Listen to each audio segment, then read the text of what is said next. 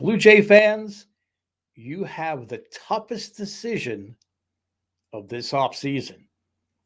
We're going to try to talk through it from the On Fek Circle, presented by JFtC and the Jays from the Couch radio podcast. We are streaming every other Tuesday, at least for right now, on Jays from the Couch YouTube channel, Tuesday, 6 p.m. Eastern Time. I am joined on the YouTube channel by my friend and colleague, Karen Suter. On weeks that I am not upsetting you, Karen is cheering you up. Sunny side of the dome, Thursday, 6 p.m. Eastern Time. But none of it is possible without the Mothership podcast, the Jays from the Couch radio podcast, hosted by our senior editor and founder, Sean Doyle. That's every Monday, 6 p.m. Eastern Time on the YouTube channel, Facebook page, Twitter. If you can't catch the live streams of any of the shows, you can always go back and listen. In the case of the podcast, though, anywhere Finder podcasts are available, you will find Jays from the Couch radio podcast. Welcome, Blue Jay fans. I am the madman across the border, the Fekless Wonder, Steve Fek. Thank you for tuning in to another edition of the On Fek Circle. A more serious episode, I think, tonight. There's not any right or wrong answers, but I think we need to talk about a lot of different things. And hopefully I can help you make a decision about how you are going to approach not only the offseason, but being a Blue Jay fan over the next couple of years. And our motto is, if you give us 30 minutes, we'll give you 1,800 seconds. So that's something to ponder. Before I get to the heart of the show, I guess we should talk about the elephant in the room, and that's the American League awards that were announced last night. We were able to reveal a couple of them during the podcast last night. But as I'm sure all Blue Jay fans know, Vladimir Guerrero Jr. and Marcus Semien are among the three finalists for the American League MVP. I'm sure in many of our minds, it's a no-brainer in that it's Vladimir Guerrero Jr. But Marcus Semien had a historic season, as did Shohei Ohtani, who, of course, everybody's fawning over because, he was a pitcher, and he was dominant. And what about he did in the All-Star game? And, what a great hitter. And all those things are true. He did really what no one else has ever done, unless you include Babe Ruth. But I wouldn't even put Babe Ruth in the the category of what Shohei Ohtani has done. So it is a historic season, and the commissioner's office has already given him a commissioner's award to honor his historic season. So I think that should suffice. And Vladimir Guerrero Jr., anyone that watched baseball, and not just their hometown team, but anyone that watched baseball all season long, would agree there was no more valuable player than Vladimir Guerrero Jr. Will national writers in the United States feel the same way? Probably not. Probably not. And, while we're on this subject real quickly, I want to correct something. 2 podcasts ago, we were talking about the MVP, and Karen Suter had mentioned that, because I was talking about the national writers and how, they can be influenced being based in New York and really based in the States. And she had mentioned that it is just the beat writers that vote for the MVP awards. That is correct. For the other awards, Manager of the Year, Rookie of the Year, you will get your national correspondents like Rosenthal and Verlander and John Heyman and Joel Sherman. They will all have votes in those. But for the MVP award, it is just the 30 American League cities have 2 writers each, and National League, same thing. So I do stand corrected. So when I do make a mistake, folks, all of my Twitter fans, please note this or share it with the Twitter fans that I have. If I make a mistake, I'm going to admit it. Okay, and I did want to correct that. Karen was correct. I thought that they did rotate through like what they do with the other awards, and I was wrong there.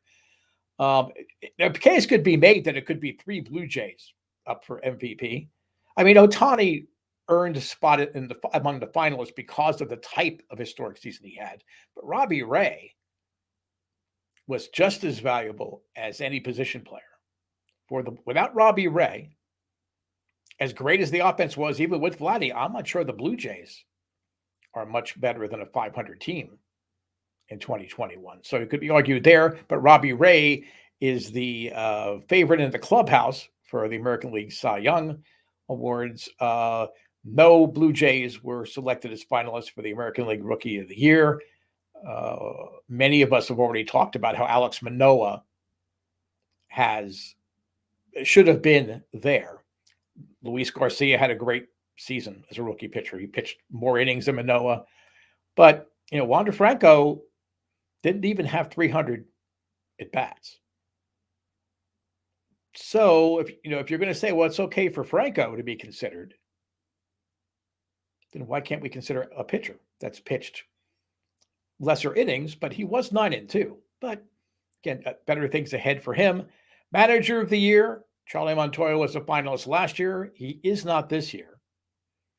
And this is not a knock on Charlie, because I think he did a much better job this year than last year. He was not among the 3 best managers in the American League this year. Kevin Cash, with the exception of maybe Craig Counsell, is the best manager in Major League Baseball. So he's going to be there, I think, every year. And the Rays were dominant in the American League. They kind of ran away and hid from after a rough start in the AL East, and they're a good team, and he does amazing things with young talent. Scott Servais of the Mariners did even more with less talent. The Mariners were only 1 game off the pace that the Blue Jays were, as far as trying to attain a wild card spot. And no one expected that this year. I think except in that Seattle clubhouse, nobody expected it. So I have no problem with Servais. I think Alex Cora got the job. I think he should have been one of the finalists. Dusty Baker, he kind of kept things calm in Houston. But I don't know that he did a terrific managing job. Alex Cora was the difference in Boston, and Boston being as surprising as they were. But, we'll see what happens. I think the awards get announced next week. Tonight, Vladimir Guerrero Jr. is one of the nominees for the American League Hank Aaron Award, which is for the outstanding hitter in each league. And on one of the morning shows on MLB Network, they kind of let it slip that Vladdy is going to be in studio. That kind of tells me that maybe Vladimir Guerrero Jr. is going to be the Hank Aaron Award winner, but we'll have to see. Everybody knows that, all these awards, and I just didn't want to gloss it over. I do want to talk about the offseason. And for the first time in a long time, the Blue Jays fan base needs to make a very difficult decision. And they probably haven't made a decision like this since the early 90s, 1990, 91, building up to the World Championship teams. Not even in 2015, when they had that magical run after the trade deadline that they still want to crucify Alex Anthopoulos for. I keep expecting if I go up to Canada, if I go to Mass somewhere, I'm going to see Alex Anthopoulos up on the cross rather than our Savior. But, fan bases can be fickle. But the Blue Jays, they're no longer retooling. I never really use the word rebuild in the case of the Blue Jays, because they really needed to just get younger and bring in the people that they had drafted and people that were still in the minor league system. Contrary to popular belief, Alex Anthopoulos did not trade every single prospect in the Blue Jays organization. In fact, there are many, many players that were kind of left over. Danny Jansen, Tim Meza, Ryan Barucki, Rowdy Tellez played for the Blue Jays in 2021. He didn't finish the season, but he was there. There's quite a few people that actually played for the Jays. Trent Thornton, obviously he signed Vladimir Guerrero Jr., though that's probably more of a Tony LaCava move than it was a strictly an Anthopoulos move. But so there was all of these players still left when Anthopoulos left after he gutted the farm system. He gutted the upper level of the farm system. That's true. And when you look at the top 30 Blue Jays prospects now, they're not all going to be here when the Jays make it to the World Series or win an AL East title. But we'll get to that. The tough decision that every Blue Jay fan has to make right now, that the retooling's over, getting close, competing, being in races the last 2 years, is a simple one, really. But I think it's harder to do the gut check and make this decision. Are you going to be a fan that says, my chips are all in? Go for it. We are in a point in time right now that we have a terrific young core. Vladimir Guerrero Jr., Bo Bichette, Kevin Biggio, Jordan Romano, Nate Pearson, Alex Manoah, Lourdes Gurriel Jr., Teoscar Hernandez. Some younger than others, but you've got that core. They've proven with a 91-win season, despite not making the playoffs, that they are playoff contenders if the right pieces can be added. Now, if you go all in, that's going to mean spending a lot of money. That's going to mean letting your prospects go. Not all of them.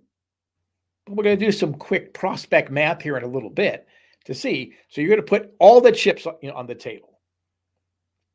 On the podcast last night, Sean was doing the thing where he was reaching in one pocket saying, here's the cash. The Blue Jays are going to have the cash.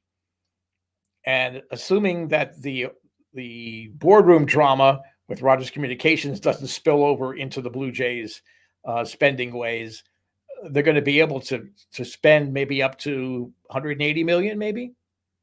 I would think at some point that's going to be like, the payroll cap they're going to have to hit. And the other pocket is the prospects, because you can't play, 30 people at the same time. So are you going to say, put everything in? I don't care what it takes. We really have a 2-year window where we have Barrios under contract this year for sure. We have a lot of our big players just coming up for arbitration. So we still have some control, even if one of the years is taken away, which very well might happen in the new CBA. We have a 2-year window.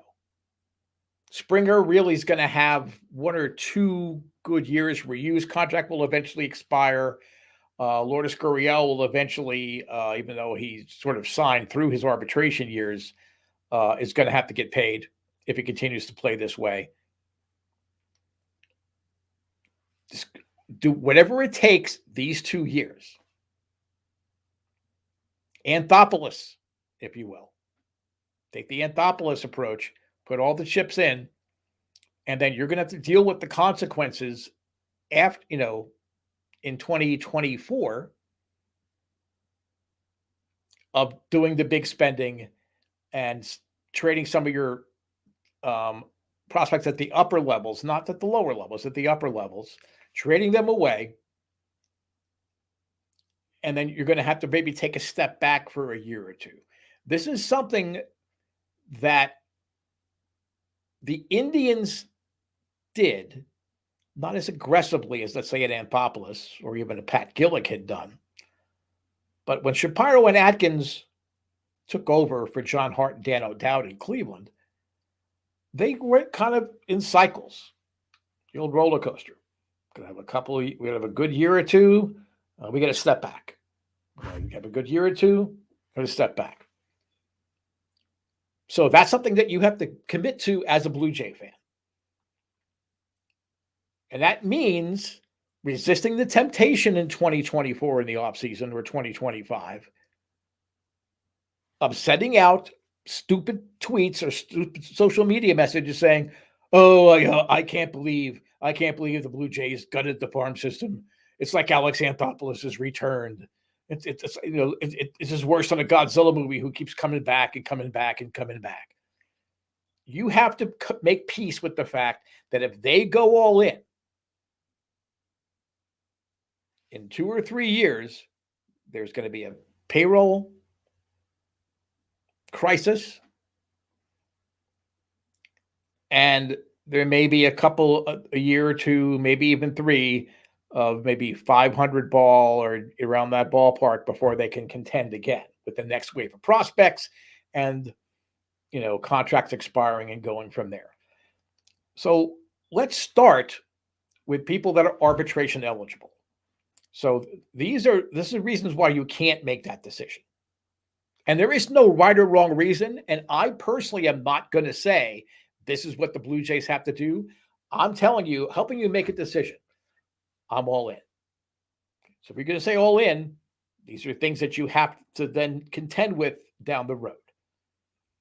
Okay, so this year, 2022, there's only 2 players that are in their last year of arbitration. Jose Barrios, Ross Stripling. If you end up losing Ross Stripling down the road, are you really going to lose sleep? Are you going to wipe away a tear? I don't think so. Barrios would be a tough loss. In his time with the Blue Jays last year, limited time, 75% of his starts were quality starts. So that'd be a tough loss. He's one of the better pitchers in the American League. In their second year of arbitration, which means their awards are going to go up even more this year, Teoscar Hernandez, who had just a ridiculous season this year. He had truly a career year.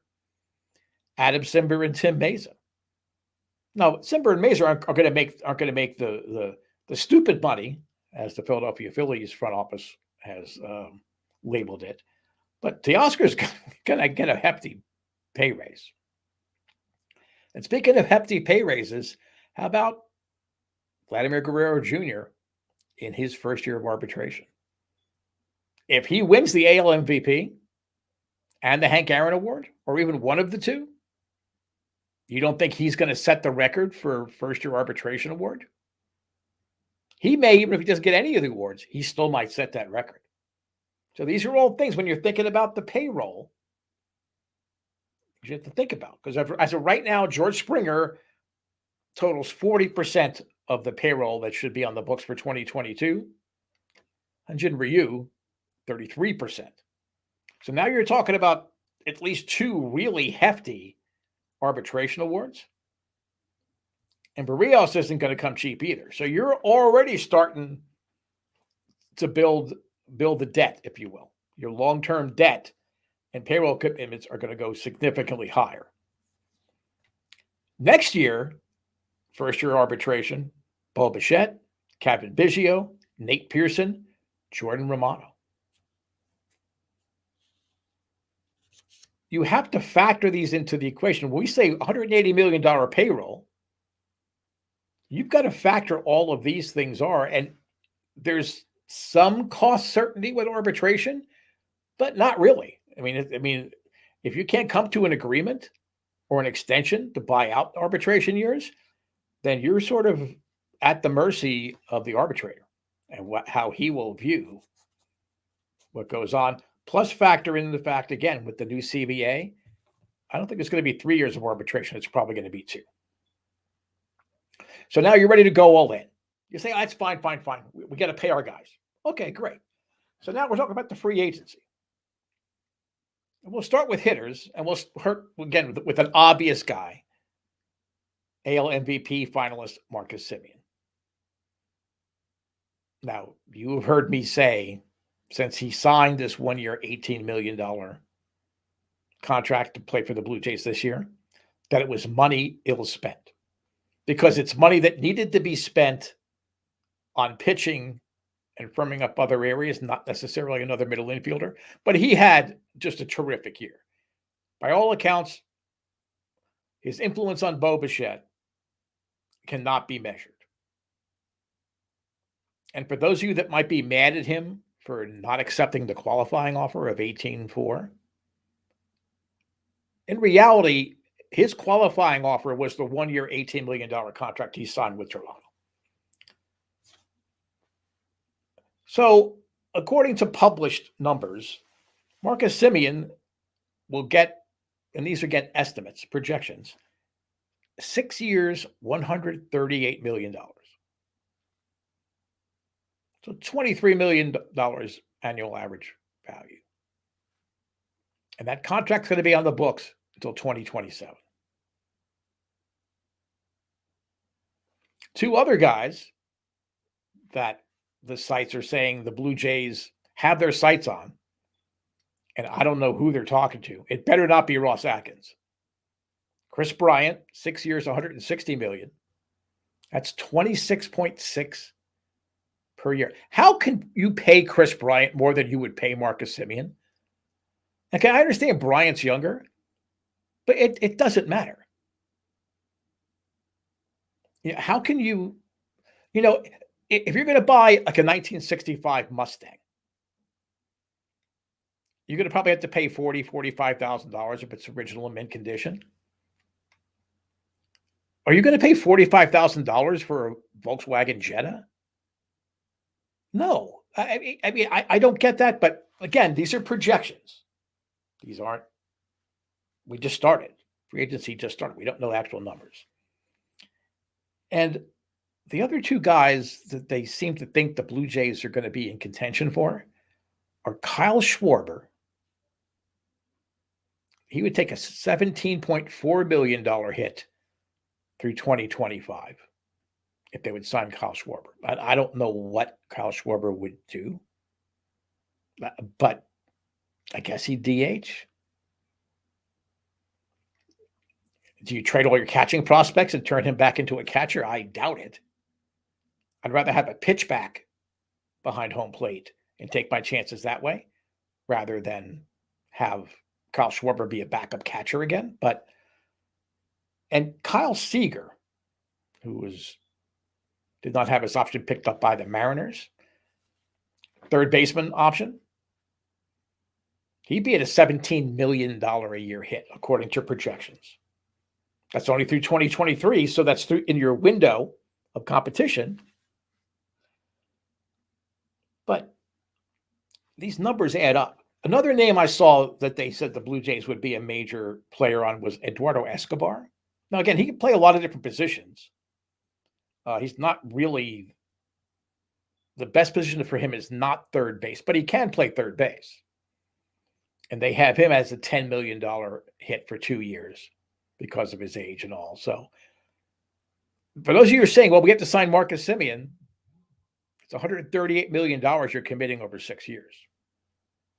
$23 million per year. Right on the heels, George Springer. So these numbers would add up quickly.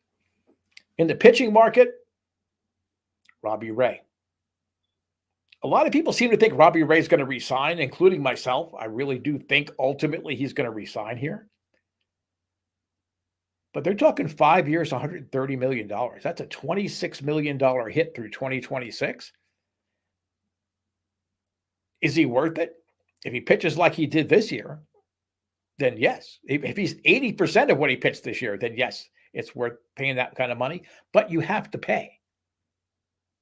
So again, if you're committed, all the chips in, Ray, $26 million. If you want to bring back Steven Matz, they're saying it's going to be a $9 million hit over 3 years.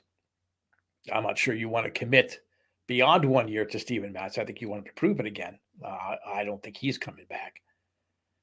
And in the bullpen, their prime target was Kenley Jansen for whatever godforsaken reason. They say Kenley Jansen, 2 years, $26 million, $13 million hit for the next 2 years. I certainly wouldn't be spending my bullpen money. I'd be spending on a Raisel Iglesias. $14 million probably. They say 4 years, $56 million. But am I giving Kenley Jansen that money? But this is just a glance. This is the kind of money that we're talking about. Now let's talk about prospects.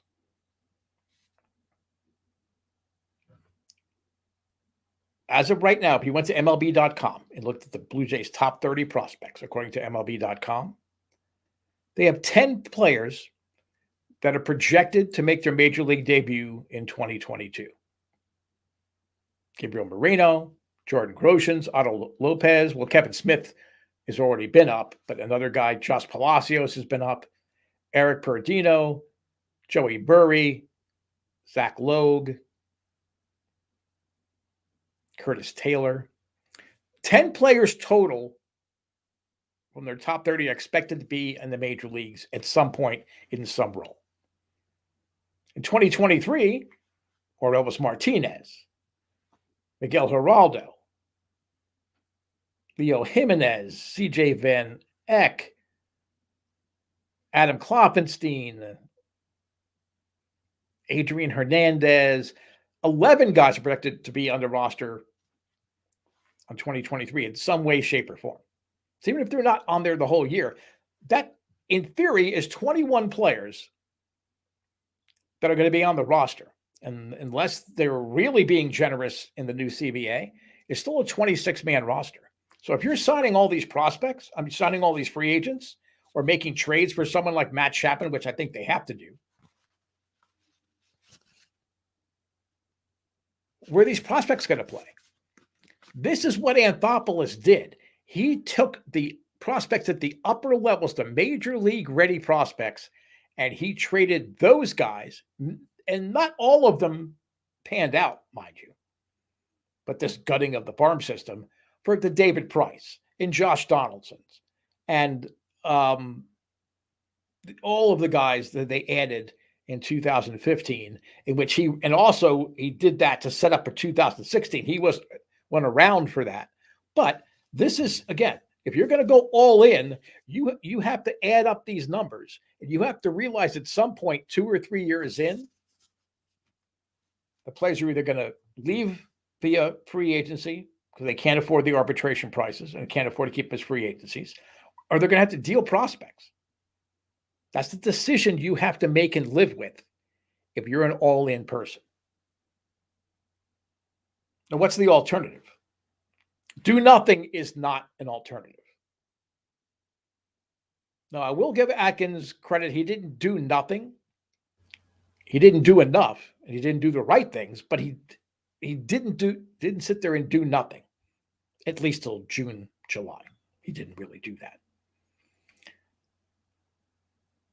If you say, oh, no, we can't go all in, we can't spend our prospect capital, and we can't afford to commit to those kind of big contracts, then you have to also sit on the sidelines and cheer the team as it exists, wait for these prospects to be able to develop and fill holes, sign maybe only one more free agent this year, or sign a bunch of role players to fit, until these guys are ready.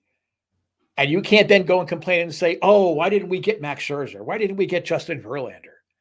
Why didn't we get any of the shortstop, Carlos Correa or whatever? Okay.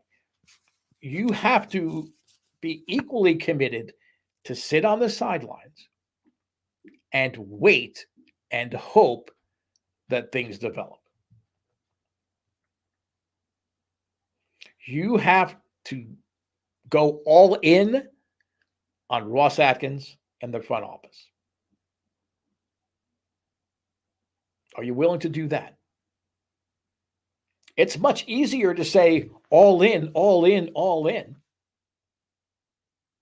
And I'll be honest, that's probably my inclination. But it wouldn't necessarily be wrong if you sit back and say, we've got the prospect depth. We can wait. We can be measured. We're not going to be big players despite being a large market team. We're going to just spend here and there. That's your decision. That's bigger than people's trying to negotiate the CBA. That's bigger than any free agent decision that they'll have to make. That's bigger than anything. If you're a Blue Jay fan, you have to decide, am I all in and payroll dollars and arbitration awards and prospects capital be damned? I want to be in the World Series in 2022 or 2023 in the latest. That's fine. There is no right or wrong decision, not at this stage in 2022, but you can't be all over the map.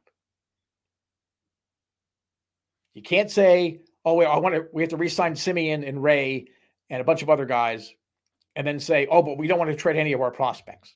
Or you can't trade my favorite player, whoever it might be.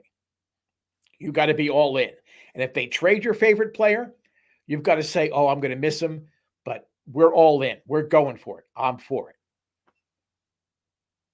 I could go on probably for 3 shows like this, but you're probably sick of me at this point. I appreciate you tuning into the On Fek Circle. We will be back in 2 weeks, Tuesday, 6 p.m. Eastern Time on the Jason from the Couch YouTube channel. Coming up next Thursday will be Sunny Side of the Dome and Karen Suter. And every Monday is the Jason from the Couch radio podcast. Start that decision-making, Blue Jays fans, and we'll talk to you in 2 weeks.